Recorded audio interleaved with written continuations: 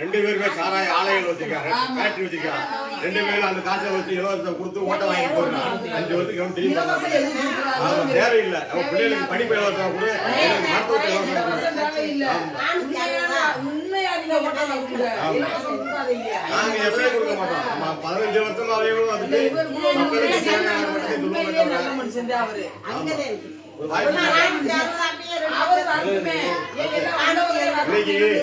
விவசாயத்தை பத்தி பேசுறதுக்கோ இல்ல கல்லூரிகளை பத்தி பேசுறதுக்கோ நீங்க வேற எந்த ஆண்டுமே கிடையாது. காடு கரை ஆறு நிலம் எல்லாம் குளம் கம்பா எல்லாம் வேற எந்த அரசியல் வச்சு பேச மாட்டான். எல்லாரும் தேர்தல் நேரத்துல வந்து கனவு தட்டி 1000 கொடுத்து ஓட்ட வாங்கி போறது மட்டும் தான் வருவாங்க தவிர உங்களோட கஷ்டத்துக்கு எவ்வளவு பக்கத்துல நிற்க மாட்டான்.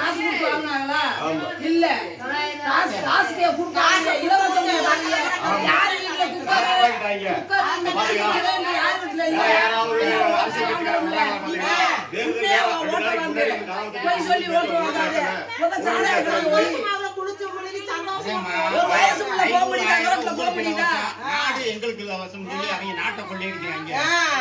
நம்ம வந்து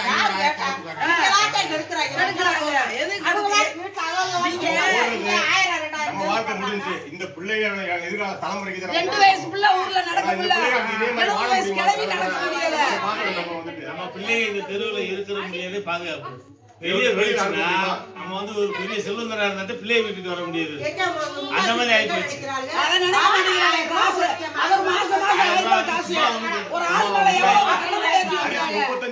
அரிசி போன ஆட்சியில 35 ரூபாய்க்கு வித்த அரிசி 55 ரூபாய் விற்குது.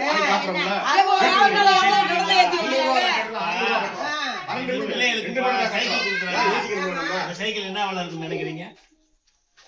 தெரியல. அதனால சொல்லிடுறேன். 5531 ரூபா ஒரு சைக்கிள். அந்த தள்ளி வச்சு 200 ரூபாய்க்கு போடுறோம்ல, அதை போட்டு வாங்கிட்டு போயிடுறாங்க. போட்டு வாங்கிருக்கேன் தெரியுங்களா? 5531 ரூபா. யாருக்கு கணக்கு கேட்பா?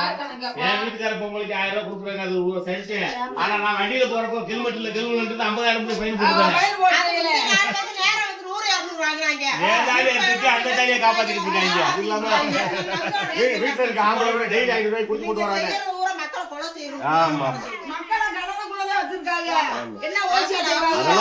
சாமானிய மக்கள் இவங்க இருக்கிறவங்க மீண்டு வர முடியாதுங்கம்மா. இந்த பிள்ளைங்க வாழ்றதுக்கு நிலம் வாய்ப்பு இல்லை. சந்தோஷமா குடிச்சு முடி கறிமொழி எடுத்துக்கிட்டு போனது. இன்னைக்கு யாரு எடுத்துக்கிட்டு யாரு பூர மக்கள் பூரா குடிய கட்டு மக்கள் யாரும் கேட்கல. எனக்கு இலவச கூட யாரும் கேட்கல. அவன் தான் கொடுக்குறான். அவனுக்கு தேவை இருக்குல்ல, அதனால கொடுக்க கேட்பான். போட்டு விட்டுட்டு அப்ப காசு கொடுத்தவங்க போடுவோம் தான். அது என்ன அர்த்தம் இல்லாத பேச்சு. அந்த பேச்செல்லாம் இவங்களுக்கு அறிவு வேணும். ஏன் கொடுத்தா வாங்குறாங்க, வாங்க கூடாது. இதுக்கு மேல ஓடுற காசு மாற்றம் வந்துருச்சு. மக்கள்கிட்ட எல்லாரும் மக்கள்கிட்ட வந்து அதிருப்தி இருக்குது. இங்க மட்டும் இல்ல, எல்லா தெருவுகள்லயும் மக்கள் வந்துட்டு அந்த சிந்திக்க திறன் வந்துட்டாலே நாட்டுல வந்து முன்னேற்றம் ஆயிடும்.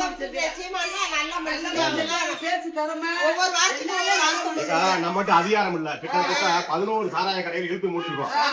தமிழ்நாட்டுக்குள்ள 11 சாராய கடைகள் அதிகாரமே இல்லாம போய் மண்ணுக்கடி போராடி போயிருக்கோம். இப்ப அதிகாரம் இருந்துச்சுனாக்க போற போக்குல செஞ்சுட்டு போயிடலாம். ஆமா ஆமா. சாராய பத்திரமா என்னன்னா புது புது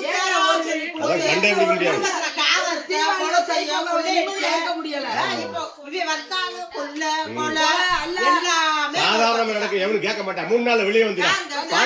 பாலியல் குற்றவாளி 3 நாள்ல வெளியே வந்துட்டான். அவனுக்கு தண்டனை கடுமையாக எப்படி வந்துட்டு வெளியே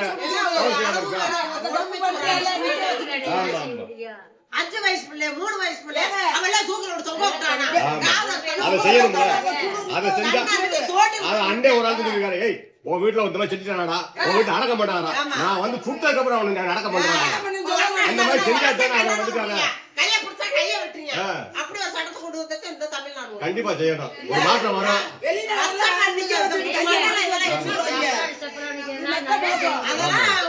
போய் அநியாயம் பண்றாங்க.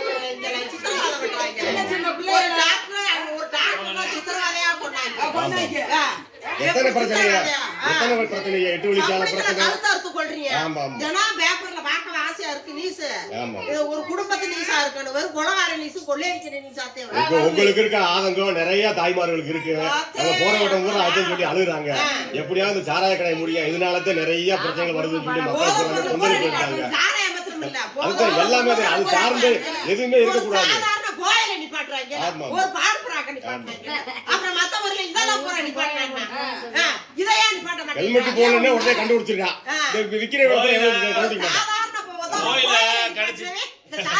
கோயில கிடைச்சிச்சுன்னா கஞ்சா கிடைக்காது அவனுக்கு காசு இப்ப ஒண்ணும் இல்ல சாராயம் குடிக்கிறாங்கல்ல கல்லு பனை மரத்துல இருந்து கல்லு இறக்கலாம் தென்னை மரத்துல இருந்து தென்னங்கல்ல இறக்கலாம் இறக்க விட மாட்டியா என்னடான்னு கேட்டா அது வந்து போதையா குடும்பத்துக்கு எடுத்து போடுமா இது தீர்த்தமா அது இப்ப இன்னொரு விஷயம் என்னன்னா இப்ப 1000 ரூபாய் கொடுக்குற 2000 ரூபாய் கொடுக்குற அதெல்லாம் ஒரு பக்கம் இருக்கட்டும் வீட்டுல இலை விழுந்துருச்சு சுருளிக்குத்தான் போறேன் சுருளிக்கு போறப்ப கட்டைய போட்டு முத காசு வாங்கின நாய் யாரு ஆத்தா அதுக்கப்புறம் காசு வாங்கின நாய் யாரு தாத்தா ஆத்தான யாரும் தெரியுங்களா தாத்தான யாரும் தெரியுங்களா இலை விழுந்து நான் போய் குளிக்க போனா போறேன் பூரா கழட்டி அதனுக்குள்ள துணியை போட்டுட்டு போறேன் அதுக்கு முன்னாடி அவனுக்கு சம்பளம் எப்படி கொடுத்த சம்பளம் கொடுத்தோம்ல ஏன் போய் அதாவது சனியம் முங்கி எந்திரிச்சு போனா கேட்டா அதுக்கு தகுந்தாப்புல இவங்கெல்லாம் ஒண்ணு எடுத்துக்கிறது அவங்களுக்கு எப்படி சம்பளம் வரும் அவங்களுக்கு எப்படி சாப்பாடு வரும் அப்படின்ட்டு கொள்ளதே